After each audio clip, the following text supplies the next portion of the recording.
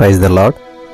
యేసుక్రీస్తు ప్రభువారు సిలువపై పలికిన 7 మాటల్లో 2వ మాట రక్షణ వాక్కును మనం చాలా అద్భుతంగా ధ్యానం చేసుకుంటూ వస్తూ ఉన్నాం.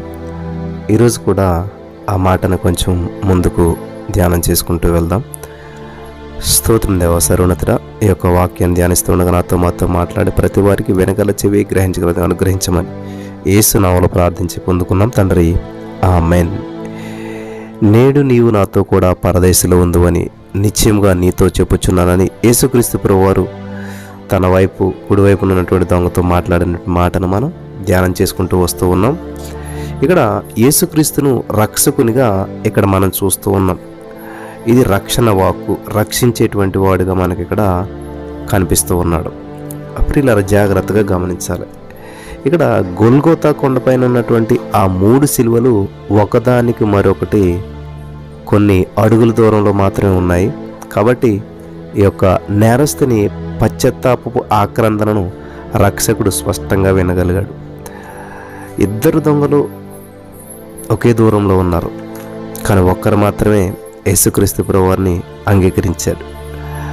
ఈ మారు మనసు పొందినటువంటి ఆ యొక్క ఆక్రందన యేసుక్రీస్తు ప్రభువారు మరి భూలోక రాజ్యంలో మనిషిగా ఉన్నాడు కాబట్టి చూడగలుగుతున్నాడు.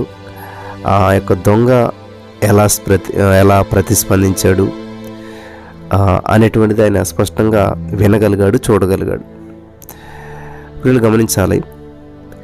మరి ఆయన ఆర్జించినప్పుడు, ఆయన యేసుప్రభువారిని వేడుకున్నప్పుడు దేవుడు ఎలా స్పందించాడు అంటారు? ఎలా ప్రతిస్పందించుంటాడంటారు? నీవు ఒక దొంగవు, నీ దుష్టత్వానికి బహుమానంగా మరణ శిక్ష నీవు పొందటం న్యాయమే, కాబట్టి ఈ శిక్ష నీకు తగిందే అని చెప్పి ఆయన అనొచ్చు నిజంగా. లేకపోతే నీవు నన్ను ముందుగా వెదకవలసింది, ఇప్పుడు బాగా ఆలస్యం అయిపోయింది అని చెప్పి కూడా చెప్పవచ్చు అనమాట. మనలో చెప్పే ప్రతి మాట ఇదే. ఎవరినన్నా డబ్బులు అప్పు అడిగినా ఏది చేసినా కూడా మాట్లాడే మాట ఏముంటుందంటే, అయ్యో ముందు అడగవలసిందండి, ముందు చెప్పవలసిందండి అంటుంటారు, ఆలస్యం అయిపోయింది అంటుంటారు కదా. కానీ దేవుడు ఆలస్యం అంటూ ఏమీ ఉండదు ప్రియులరా. పరిపూర్ణ మారు మనసునే ఆశిస్తాడు దేవుడు. అది వచ్చినప్పుడు ఈవెన్ ఇజ్కియా విషయంలో మనం చూసినట్లయితే అక్కడ సమయాన్నే వెనక్కి తిప్పుతున్నాడు దేవుడు, జరిగిపోయిన కాలాన్ని వెనక్కి తీసుకొస్తున్నాడు దేవుడు. నువ్వు నిజంగా పశ్చాత్తాపడినట్లయితే దేవుడు సమస్తాన్ని వెనక్కి తిప్పుతాడు అన్నమాట. అయిపోయింది, వయసు అయిపోయింది అనుకుంటున్నారు, సమయం అయిపోయి ఏదైనా సరే దేవుడు వెనక్కి తీసుకొచ్చి నీ కోసం అద్భుతాన్ని చేయగలుగుతాడు. సృష్టినే ఒక వ్యక్తి కోసం వెనక్కి తిప్పినటువంటి దేవుడు మన దేవుడు సర్వశక్తిమంతుడు. హల్లెలూయా. కాబట్టి దేవుడు అయ్యో ఆలస్యం అయిపోయింది, నువ్వు ముందే నన్ను వెతుకోవాల్సింది అని చెప్పాను అంటలేదే. కానీ ఏమంటున్నాడు తెలుసా? అలాంటి మాటలు పలకదు. ఎందుకంటే నా వద్దకు వచ్చేవారు నేను ఎంత మాత్రమో త్రోసివేయనని చెప్పి యోహాను 6:37 దేవుడు చెప్పాడు కదా.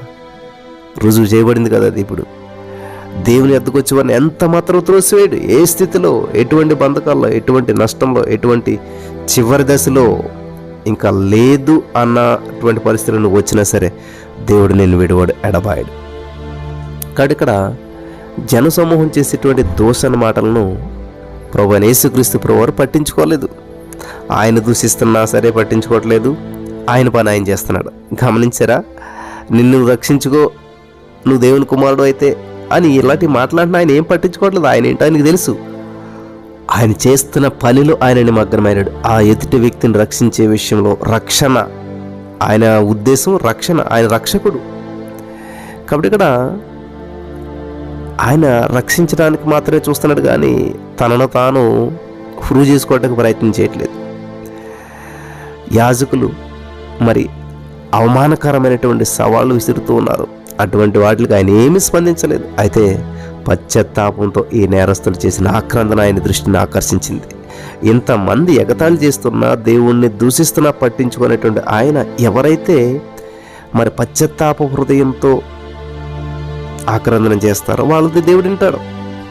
అంతేగాని దేవుణ్ణి దూషించి మరి ఈ రోజున చాలామందికి వచ్చే డౌట్ అన్నా, ఇక్కడ చాలా గొడవలు జరుగుతున్నాయి, భయంకరంగా సమాజంలో దేవుని దూషిస్తున్నారు, దేవుని నామాన్ని అవమానపరుస్తున్నారు, దేవుడి గురించి నెగిటివ్గా వీడియోలు చేసి పెడుతున్నారు, దేవుడిని ఎంతో భయంకరమైన మాట్లాడినా పట్టించుకోవట్లేదేంటి దేవుడు? ఇదిగో మీకు ప్రశ్నకి సమాధానం ఇక్కడే. సేమ్ సిచ్యువేషన్ ఇప్పుడు కాదు, 2000 సంవత్సరాల క్రితం కూడా జరిగింది. యేసుక్రీస్తు ప్రభువు సిలువలో ఉన్నప్పుడు ఇప్పుడు ఎలాగైతే మరి మరి చాలామంది మీరు సోషల్ మీడియాలో చూడొచ్చు, లేకపోతే రోడ్ల మీద చూడొచ్చు, యేసు ప్రభు గురించి నీచాతి నీచంగా మాట్లాడుతూ, దూషిస్తూ, ద్వేషిస్తూ ఏదేదో మాట్లాడుతున్నారు. కానీ దేవుడు స్పందించట్లేదు. ఎందుకని అంటే ఇప్పుడే కదా, ఆయన అప్పుడు కూడా మానవ రూపంలో భూలోక రాజ్యంలో ఉన్నా కూడా ఏమీ స్పందించలేదు, ఏం మాట్లాడలేదు. ఆయనకి పనికొచ్చే పనులు చేస్తాడు కానీ పనికిరాని విషయాలకు ఆయన స్పందించడు. ఇప్పుడు గమనించాలి, విలువ లేని విషయాలకు స్పందించకూడదు. కాబట్టి మన విలువ పోతుంది. కాబట్టి దేవుడు ఇక్కడ ఆయనకు తెలుసు ఏది స్పందించదగ్గ విషయమో, ఏది విలువైన విషయమో. కాబట్టి ఈ రోజున అనేక మంది బురద జల్లుతూ దేవుని గురించి ఏదేదో మాట్లాడుతూ ఉన్నారు, అవగాహన లేనటువంటి అజ్ఞానపు స్థితిలో చాలామంది. కానీ దానికి అజ్ఞానమైనటువంటి వారికి ఎంత బోధించినా కూడా మన జ్ఞానం నిర్వీర్యమైపోతుంది. వింటున్నారా? మూగవాని ఎదుట నువ్వు ఎంత శంఖమును ఎంత అద్భుతంగా వాయించినా కూడా యూజ్లెస్ అన్నమాట.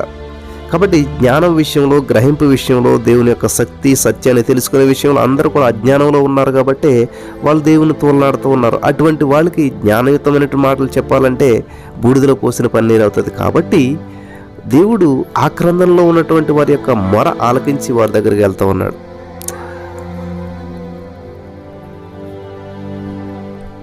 ఇక్కడ ఆ సమయంలో ఆయన అంధకార శక్తులతో పోరాడుతూ, భారమైనటువంటి తన ప్రజల పాపాలను మోస్తూ దయనీయమైనటువంటి స్థితిలో ఉన్నాడు యేసుక్రీస్తు ప్రభువు. వ్యక్తిగతమైనటువంటి విన్నపాలు వినేటువంటి ఓపిక ఆ సమయంలో ఆయనలో లేనే లేదు. కానీ పశ్చాత్తాప హృదయంతో తన వద్దకు వచ్చేటువంటి పాపికి ఏ సమయంలోనైనా సరే ఆయన తన హృదయము ద్వారములను తెరిచి ఉంచుతాడు. ఈ సత్యాన్ని మీరు గ్రహించాలి. ఆయన వద్ద ఒక పాపి అంగీకరింపబడని ప్రియులు గమనించాలి. సమయం అంటూ ఏది ఉండదు. ఈ సమయంలో దేవుడు అంగీకరించడం, ఈ సమయంలో అలా లేదు. ఏ సమయంలోనైనా ఆయన ఎటువంటి స్థితిలో ఉన్నా సరే ఆయన వద్దకు వచ్చేటువంటి ఎటువంటి పాపనైనా సరే ఆయన అంగీకరిస్తాడు అన్నదానికి గొప్ప నిదర్శనంగా ఉందన్నమాట. ఇక్కడ ఆయన వెంటనే అతనికి ఏ మాత్రం ఆలస్యం చేయకుండా సమాధానంతో కూడిన జవాబు ఇచ్చేశాడు. ఇది చాలా అద్భుతమైనటువంటి విషయం అన్నమాట. అటువంటి పరిస్థితుల్లో కూడా దేవుడు మరి రక్షణ కార్యం నెరవేరుస్తున్నాడు. పశ్చాత్తాపడినటువంటి ఈ యొక్క నేరస్తుణ్ణి మరి రక్షణ, పాపులను రక్షించుటకు యేసుక్రీస్తుకు కలిగినటువంటి సిద్ధ మనసును మాత్రమే కాక పాపులను రక్షించడానికి ఆయన కలిగినటువంటి శక్తిని కూడా తెలుపుతుందన్నమాట. ఇక్కడ గమనించాలి, ప్రభు అయిన యేసుక్రీస్తు వారు బలహీనుడైనటువంటి రక్షకుడు కాదు. దేవునికి స్తోత్రం కలుగును గాక. ఆయన బలహీనుడైన రక్షకుడు కాదు. తన ద్వారా దేవుని ఎద్దకు వచ్చేటువంటి వారిని సంపూర్ణంగా రక్షించడానికి శక్తిమంతుడై ఉన్నాడు. ఆ శక్తి శిలువ మీద ప్రదర్శించినంత శక్తివంతంగా మరెక్కడా కూడా ఇంత శక్తివంతంగా ప్రదర్శించబడలేదు. ఇది విమోచకుని బలహీనతా సమయం. నన్ను జ్ఞాపకం చేసుకును అని చెప్పి నేరస్తుడు రోధించిన సమయంలో రక్షకుడు శాపగ్రస్తమైనటువంటి శిలువ మీద తీవ్రమైనటువంటి వేదనను భరిస్తూ ఉన్నాడు. అయినప్పటికీ కూడా ఆ సమయంలో కూడా ఆ ఆత్మను మరణం నుండి విమోచించి పరదేశుని ద్వారాలను తెరిచేందుకు మరి ఆయనకు శక్తి ఉంది. కాబట్టి రక్షకుని అనంత శక్తిని ఎన్నడూ కూడా అనుమానించకూడదు, ప్రశ్నించకూడదు. మరణపుటంచుల్లో ఉన్నటువంటి రక్షకుడు ఒక పాపిని రక్షించగలిగినప్పుడు పునరుత్థానుడైనటువంటి రక్షకుడు మరెంతగా ఒక పాపిని రక్షించగలుగుతాడో ఆలోచించారా?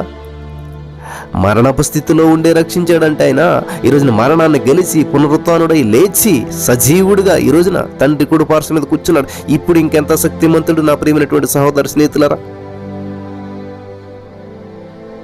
ఇప్పుడు ఎంత అద్భుతమైనటువంటి రక్షణ కార్యం చేయగలుగుతాడు. కాబట్టి ఈ యొక్క నేరస్తుని, ఆ దొంగను రక్షించడం ద్వారా కారు చీకట్లు కమ్ముకొని ఉన్నటువంటి వేళలో క్రీస్తు తన శక్తిని ప్రదర్శించాడు, తన గొప్పతనాన్ని చాటి చెప్పాడు. Wonderful God. కాబట్టి తన ఎద్దకు వచ్చే వారందరినీ కూడా రక్షించేందుకు యేసుక్రీస్తు ప్రభువారు ఇష్టపడుతున్నాడని చెప్పి, అలా రక్షించేందుకు ఆయన సమర్థుడని చెప్పి మరణపుటంచుల్లో ఉన్నటువంటి ఈ యొక్క నేరస్తుని రక్షణ ప్రదర్శిస్తూ ఉంది. ఈ రక్షణ మనకు తెలియజేస్తూ ఉంది. ఇంతటి క్లిష్ట పరిస్థితుల్లో ఆయన మరి ఆ వ్యక్తిని రక్షించాడు. చూడండి, యేసుక్రీస్తు ప్రభువు పరిస్థితి చాలా అధ్వాన్నంగా ఉంది. ఆ దొంగ పరిస్థితి కూడా ఇంకా ప్రాణం పోటకు దగ్గరగా ఉన్నటువంటి సమయం. పశ్చాత్తాపంతో ఆయన వద్దకు వచ్చినటువంటి ఏ వ్యక్తికి కూడా నిరాశ చెందవలసినటువంటి అవసరం అనేటువంటిది ఉండదు. ఈ నేరస్తులు దైవికమైనటువంటి కృపకు అందనంత దూరాన్న గమనించాలి. దైవికమైనటువంటి కృపకు అందనంత దూరంగా లేనప్పుడు వేరెవరు కూడా ఆ కృపకు దూరంగా ఉండరు. ఆ వ్యక్తి ఎంత దగ్గరగా ఉన్నాడో దేవుని కృపకు అంటే ఇంక చచ్చిపోతాడు, హోప్లెస్, ఇది ఏమి లేదు. అటువంటి వ్యక్తిని దేవుడు కృప చూపించి రక్షించినప్పుడు ఇంకెవరు కూడా అనర్హులు అంటానికి అవకాశం లేదు. లోకసువార్త 19:10 నశించిన దానిని వెతక రక్షించడానికి మనిషి కుమారుడి లోకానికి వచ్చాడంటాడు. ఈ నేరస్తులు పాపపు ఊబిలో మునిగిపోయినంత లోతుగా వేరెవరో మునిగిపోయి ఉండరు. ఈ నేరస్తులు ఇంకా పీకల లోతు కాదు, మొత్తం వెంట్రుకలు కూడా కనపడనంత మునిగిపోయాడు. అంత భయంకరమైన స్థితిలో ఎవరు ఉండరు. యేసుక్రీస్తు ప్రభువారి యొక్క సువార్త రోమా 1:16 ప్రకారం విశ్వసించు ప్రతి ఒక్కరికి దేవుని శక్తి అయి ఉన్నదనమాట. అయ్యో, దేవుని కృపకు హద్దులు ఏర్పాటు చేసేందుకు ప్రయత్నించొద్దు నా ప్రియమైనటువంటి సహోదరి స్నేహితులారా. ఆయన కృప అపరిమితమైనటువంటిది.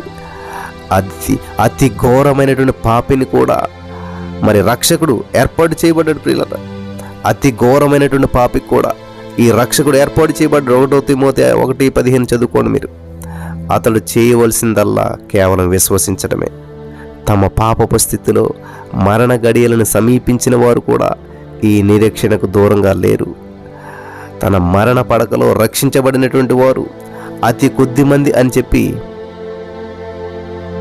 గమనించాలి. మనం వ్యక్తిగతంగా విశ్వసిస్తున్నాం. మరణ పడక వరకు తమ రక్షణను వాయిదా వేసుకోవటం కేవలం బుద్ధిహీనతే. ఎందుకంటే మరణ పడక ఉంటుందన్నటువంటి హామీ ఎవరికీ లేదు. అనేక మంది నింపాదిగా పడుకొని మరణించే అవకాశం ఏమాత్రం లేక హఠాత్తుగా మరణిస్తూ ఉన్నారు. అయినప్పటికీ మరణ పడకపై పరుండే అవకాశం ఉన్నవారు దైవికమైనటువంటి కృపకు ఏమాత్రం దూరంగా లేరు. ఇక్కడ మనం యేసుక్రీస్తు ప్రభువుని రక్షకుడని చూస్తూ ఉన్నాం. పాపులను రక్షించేందుకు ఆయన ఈ లోకానికి వచ్చాడు. ఆయన ఈ లోకంలో నుండి వెళ్ళేటప్పుడు తనతో పాటు రక్షించబడిన ఒక నేరస్తుని పరదేశకు తీసుకువెళ్ళాడు. తన విమోచన రక్తం యొక్క మొట్టమొదటి బహుమతి ఇదనమాట. కాబట్టి ఈరోజు నీ మాటలు వింటున్న ప్రియమైనటువంటి వారులారా, ఎంతవరకు ఎన్నో వాక్యాలు విన్నారో, ఎన్నో చేశారు. దేవుడు నిన్ను నన్ను రక్షించడానికే వచ్చాడు. ఈ రోజున నువ్వు ఏ స్థితిలో ఉన్నా సరే, ఎటువంటి బంధకాల్లో, ఎటువంటి సమస్యలు ఇంకా లేదు, అయిపోయింది, ఓవర్ అనుకుంటున్నావేమో. కానీ ఈ వ్యక్తి జీవితం ముగిస్తున్నాడు అనుకున్నాడు, లేదు, ప్రారంభించాడు. ఈ లోకంలో ముగించుండొచ్చు, యేసు ప్రభువుతో అప్పుడే ప్రారంభించాడు. కలిసి జర్నీ విత్ గాడ్, దేవునితో ప్రయాణం అప్పుడే ప్రారంభమైంది. గమనించారు ప్రియులారా. ఈ లోకంలో ఉండగానే ప్రారంభించాడు, అది కంటిన్యూ అయిపోయింది. ఇంకా హల్లెలూయా.